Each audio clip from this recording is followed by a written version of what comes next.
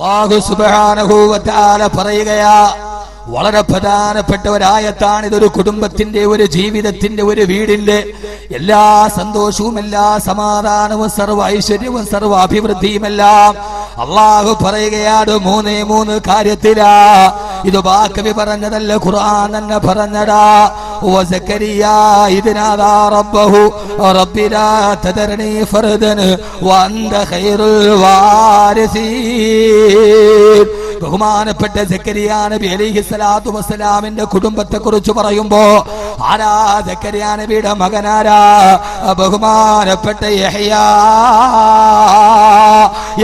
നബി അലൈഹിസ്സലാത്തു വസ്സലാം. ആരാ? പൊന്നുമോൻ യഹ്യ പോയി നിസ്കരിക്കാൻ കിടന്നാല് നിസ്കാരത്തിന്റെ സുജൂദിൽ കിടന്ന നരകത്തോത്തിട്ട് കരയുകയാ, പരലോകത്തോത്തിട്ട് കരയുകയാ. കരഞ്ഞ് കരഞ്ഞ് കണ്ണുനീര് ചാലിട്ടൊടുകു. ആ കണ്ണുനീര് ഭൂമിയിൽ വീണിട്ട് ആ ഭൂമിയുടെ നനവിൽ നിന്ന് മുളച്ചു വന്നാൽ പോലും യഹ്യാ സുബഹി യഹ്യാ സുജൂദിൽ നിന്ന് കല ഉയർത്താറില്ല. ബഹുമാനപ്പെട്ട സക്കരിയ നബി പറഞ്ഞു, അല്ല കൊടുത്ത പൊന്നുമോന്റെ സ്വഭാവം എന്താ? പടച്ചറപ്പിനെ ഓർത്തോർത്തോത്ത് കരഞ്ഞ് കരഞ്ഞ് സുജൂദിൽ കിടന്ന് പൊട്ടിക്കരഞ്ഞ് കണ്ണുനീരിന്റെ ഉള്ളിൽ നിന്ന് പുല്ലുകളെടുത്തു വന്നാലും തല ഉയർത്താത്ത പൊന്നുമോനാ. അത്രയും നല്ല മോനെ കൊടുക്കാൻ, ഏറ്റവും നല്ല സന്തോഷമുള്ള കുടുംബജീവനം കൊടുക്കാൻ മൂന്ന് കാരണങ്ങളേ ഉള്ളൂ. പോരയിടത്തിലെ പള്ളിക്കലെ പ്രിയപ്പെട്ട സഹോദരങ്ങള് ഇന്ന് തീരുമാനിക്കണം, ഈ 3 അടിസ്ഥാന ഗുണങ്ങൾ നമ്മുടെ വീട്ടിലുണ്ടാകണം. ഒന്നാമത്തെ അല്ലാഹു പറയുകയാണ്, ഇന്നഹും കാനൂ യുസാരിഊന ഫിൽ ഖൈറാത്ത് വയദഊനനാ റഗബൻ വറഹബാ വകാനൂ ലനാ ഖാശഈൻ. ഈ പ്രസംഗത്തിന്റെ അവസാന ഭാഗം അല്ലാഹു പറയുകയാ, ഏതെങ്കിലും ഒരു കുടുംബത്തിന് സമാധാനം വേണോ, സന്തോഷം വേണോ? സക്കരിയ നബിയുടെ കുടുംബത്തിലെ നല്ല മോൻ പറഞ്ഞതെങ്ങനെയാ? നമ്മുടെ മക്കളെ നല്ലവരാകണോ? ഒന്ന്, വയദഊനനാ റഗബൻ വറഹബാ. ഏത് പ്രയാസം വന്നാലും, ഏത് ദുഃഖം വന്നാലും, ഏത് സന്തോഷം വന്നാലും വയദഊനനാ, ആ കുടുംബത്തിലെ ഭാര്യയും ഭർത്താവും എന്നോട് ദുആ ചെയ്യുന്നവരാ, പടച്ചറപ്പിന് വേണ്ടി ഇബാദത്ത് ചെയ്യുന്നവരാ. ഏതൊരു കുടുംബത്തിന്റെയും അടിസ്ഥാനപരമായ സമാധാനത്തിന്റെ അടിസ്ഥാനം ഇലാഹിനെ അറിയലാ, അല്ലാഹനെ അറിയലാ. വയദഊനനാ റഗബൻ വറഹബാ. ഏത് പ്രയാസം വന്നാലും അവരെന്നോട് പറയും, ഏത് സന്തോഷം വന്നാലും അവരെന്നോട് പറയും. അവരെന്നെ മറക്കാറില്ല. നമ്മുടെ വീട്ടിൽ അല്ലാഹനെ മറക്കരുത്. ഏത് പ്രയാസം വന്നാലും അല്ലാഹനോട് പറയണം. എന്റെ പ്രിയപ്പെട്ട പെങ്ങളെ അറിയുമല്ലോ, ബഹുമാനപ്പെട്ട സയ്യിദത്തുനാ ആയിഷ റളിയല്ലാഹു അൻഹക്കെതിരെ അപവാദം പറഞ്ഞു. ഏതുവരെ റസൂലുള്ളാഹി സ്വല്ലല്ലാഹു അലൈഹി വസല്ലമയുടെ സഹാബത്ത് പോലും അപവാദത്തിന് പങ്കെടുത്തു. അല്ലാഹുവിന്റെ റസൂൽ പോലും വിശ്വസിച്ചു പോയി. സഫ്വാൻ റളിയല്ലാഹു അൻഹുവിനെ ചേർത്ത് അപവാദം പറഞ്ഞപ്പോ അല്ലാഹുവിന്റെ റസൂൽ ഒരു ദിവസം പറഞ്ഞു, ആയിഷ നീ നിന്റെ വീട്ടിലേക്ക് പോയിക്കോ. ആയിഷ, ഭർത്താവ് ഭാര്യയെ സ്വന്തം വീട്ടിലാക്കിയാൽ അല്ലാഹുവിന്റെ റസൂൽ പോലും വിശ്വസിച്ചു എന്നല്ലേ ഇത് ഖുർആൻ പറയുന്ന തെളിവാണ്. ആയിഷ ബീവി വീട്ടിലായി. നാട്ടുകാര് അപവാദം പറഞ്ഞ് ആഘോഷിക്കാൻ തുടങ്ങി. ആയിഷ ബീവി വീട്ടിലാ. സമൂഹത്തിലെ നിലയും വിലയുമുള്ളവനെ കുറിച്ച് അപവാദം പറയല് നാട്ടുകാരുടെ ഒരു ഹോബിയാ. ഏത് സ്ഥലത്തും ആരെ കുറിച്ചെങ്കിലും അപവാദങ്ങൾ പറഞ്ഞുണ്ടാക്കുക. അത് അല്ലാഹുവിന്റെ റസൂലിന്റെ കാലത്തുണ്ടായിട്ടുണ്ട്. സഹാബത്ത് പോലും പങ്കെടുത്തു പോയി. ആയിഷ ബീവി ദുഃഖിതയായിട്ടിരിക്കുകയാണ്. ഭർത്താവ് പോലും വിശ്വസിച്ചു പോയി. ഒരാൾ പോലും ഇല്ല, ഒരാൾ ആരംഭത്തിനില്ല. ഉപ്പാനോട് പറഞ്ഞു, ഉപ്പാ ഞാൻ തെറ്റ് ചെയ്തിട്ടില്ല ഉപ്പാ. അബൂബക്കർ റളിയല്ലാഹു അൻഹു പറഞ്ഞു, ആയിഷ നീ തെറ്റ് ചെയ്തു എന്ന് സാഹചര്യങ്ങളെ തെളിവാ. ഉമ്മാന്റെ അടുക്കൽ പറഞ്ഞു, ഉമ്മ റൂമാനാണ് ഉമ്മ. ഉമ്മ ആരെന്തറിയോ? അല്ലാഹുവിന്റെ റസൂല് പറഞ്ഞ പെണ്ണാ. ആർക്കെങ്കിലും സ്വർഗത്തിലെ ഹൂറലീങ്ങളെ ദുനിയാവിൽ കാണണമെങ്കിൽ ഫല്യൻദുർ ഇലാ ഉമ്മി റൂമാൻ. അബൂബക്കറിന്റെ ഭാര്യയായ ഉമ്മു റൂമാന്റെ മുഖത്തേക്ക് നോക്കുക. സ്വർഗത്തിലെ ഹൂറി പെണ്ണെന്ന് അല്ലാഹുവിന്റെ റസൂല് വിശേഷിപ്പിച്ച പെണ്ണാ ആയിഷ ബീവിയുടെ ഉമ്മ. ഇല്ല ആയിഷ, നീ തെറ്റുകാരിയാണെന്ന് ആയിഷ സാഹചര്യങ്ങൾ പറയുകയാ. ഉമ്മയില്ല, ഉപ്പയില്ല, ഒറ്റപ്പെട്ട ആയിഷ ബീവി റളിയല്ലാഹു അൻഹാ തന്റെ വീടിന്റെ ഉള്ളിൽ പൊട്ടിക്കരയുകയാ. ഒരിടത്തെ പെണ്ണേ, ജീവിതത്തിൽ എത്രയെത്ര സാഹചര്യങ്ങൾ വരാറുണ്ട്. ഏതു വീടാ?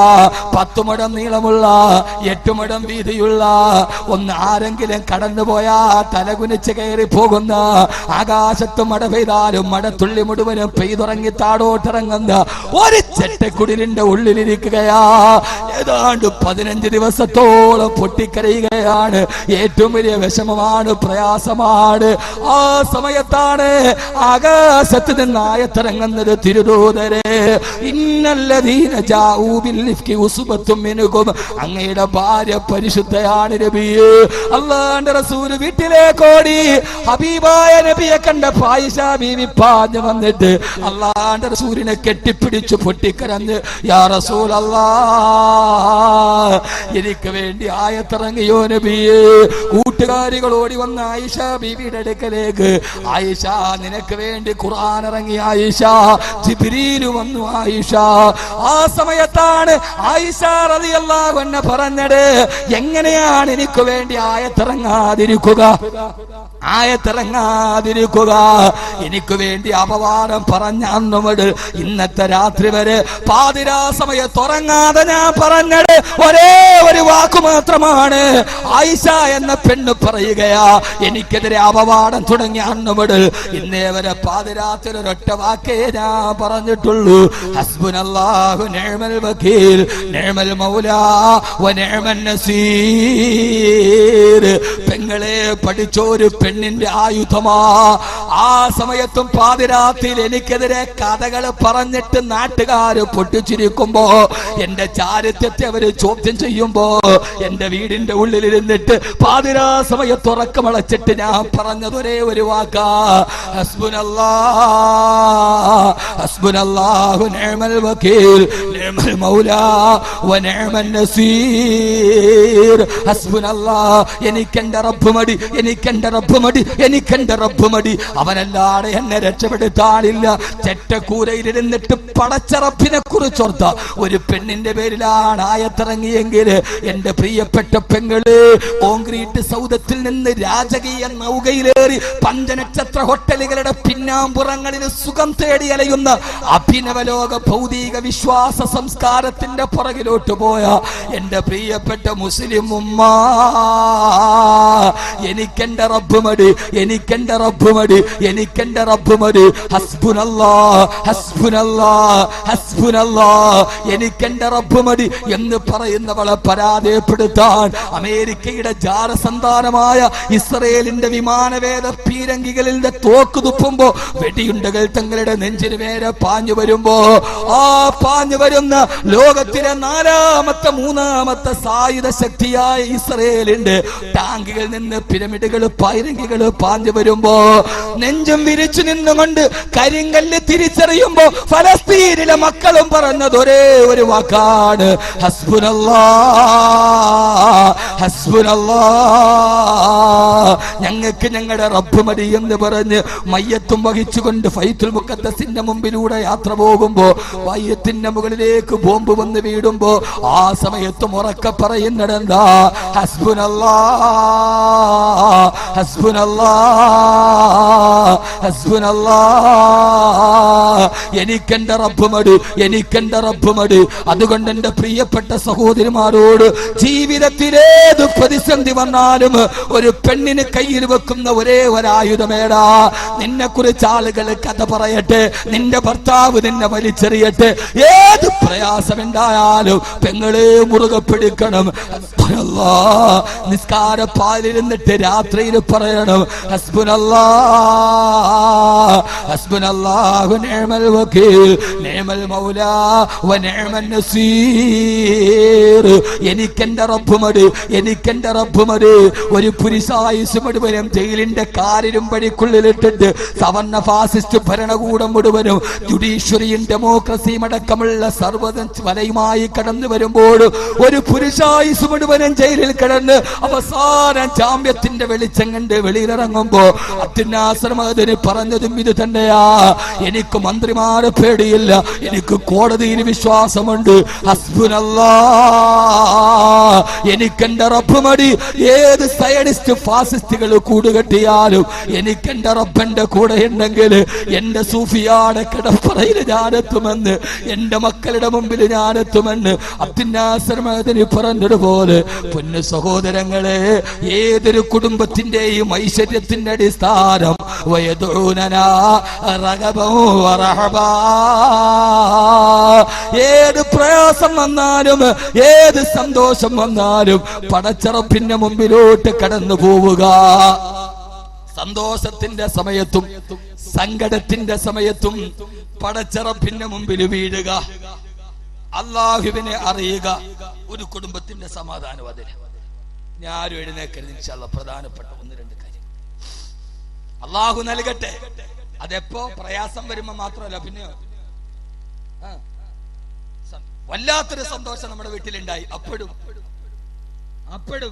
അള്ളാഹിനെ ഓർക്കുക, അള്ളാഹുവിനെ അറിയുക. രോഗം വരുമ്പോഴല്ല നാരിസലാത്തേണ്ടത്. മനസ്സിലായോ? രോഗം വന്നപ്പോഴല്ല നാരിസലാത്തേണ്ടത്, അല്ലാത്തപ്പോൾ സന്ധിക്കേണ്ടത്. അള്ളാഹു തൗഫീഖ് നൽകട്ടെ. ഏറ്റവും വലിയ സന്തോഷം വരുമ്പോഴും ഭാര്യയും ഭർത്താവും അല്ലാഹനെ അറിയണം. വിവാഹത്തിന്റെ ആദ്യ രാത്രി പട്ടുമെത്തയിൽ ഭർത്താവ് കാത്തിരിക്കുമ്പോ ആ സമയത്ത് തന്റെ ജീവിതത്തിന്റെ ഏറ്റവും വലിയ സൗന്ദര്യത്തിന്റെ ഒരു ദിവ്യ മൗനാനുരാഗത്തിന്റെ സമഞ്ജസ മേഖലകളിലേക്ക് പോകാൻ പോവുകയാ. ഒരു പെണ്ണിന്റെ ഏറ്റവും വലിയ സന്തോഷത്തിൽ ആറാടുന്ന ദിവസമാ. ആ സമയത്തും ഭർത്താവ് നോക്കി നിന്നിട്ട് കാണുന്നില്ല. അവസാനം ഭാര്യയെ നോക്കി ചൊല്ലുമ്പോ മണിയറയുടെ മറുവാടക്കല് മുസല്ല വിരിച്ചിട്ട് പടച്ചറപ്പിന്റെ മുമ്പിൽ സുജൂദിൽ പൊട്ടിക്കരയാ. ആര്? നമുക്കിന്ന് കല്യാണത്തിന്റെ ആദ്യ രാത്രി പടക്കം പൊട്ടിക്കാനും ആവശ്യമില്ലാത്ത അനാവശ്യങ്ങൾ ഉണ്ടാക്കാനും ഇന്ന് വിവാഹച്ചന്തയിൽ മാത്സര്യ ബുദ്ധിയോടെ കോടികൾ എറിഞ്ഞ് പകിട കളിക്കുന്ന സമുദായത്തിന്റെ നടുവിൽ വിവാഹച്ചന്ത ഇൻഷാ അല്ലാഹ് അതിനൊക്കെ മാതൃകയായി കാരാളികോണം കാരക്കൽ മുസ്ലിം ജമാഅത്തിന്റെ കീഴിൽ ഇൻഷാ അല്ലാഹ് ഈ വരുന്ന 12-ാം തീയതി 7-ാം തീയതി മുതൽ 12-ാം തീയതി വരെ മതപ്രഭാഷണം നടക്കുക. 10-ാം തീയതി ഇൻഷാ അല്ലാഹ് എന്റെ പ്രിയ സുഹൃത്തിന് ഉഷാദ് ബാക്കവി, 11-ാം തീയതി ഇൻഷാ അല്ലാഹ് എന്റെ പ്രസംഗം ഉണ്ടാവും. 7-ാം തീയതി ഇൻഷാ അല്ലാഹ് നാളെ ഞാൻ കൃത്യം ഡേറ്റ് പറയാം. നമ്മളെല്ലാവരും കാത്തിരിക്കുന്ന ബഹുമാനപ്പെട്ട ജനാബ് അബ്ദുസ് സമദ്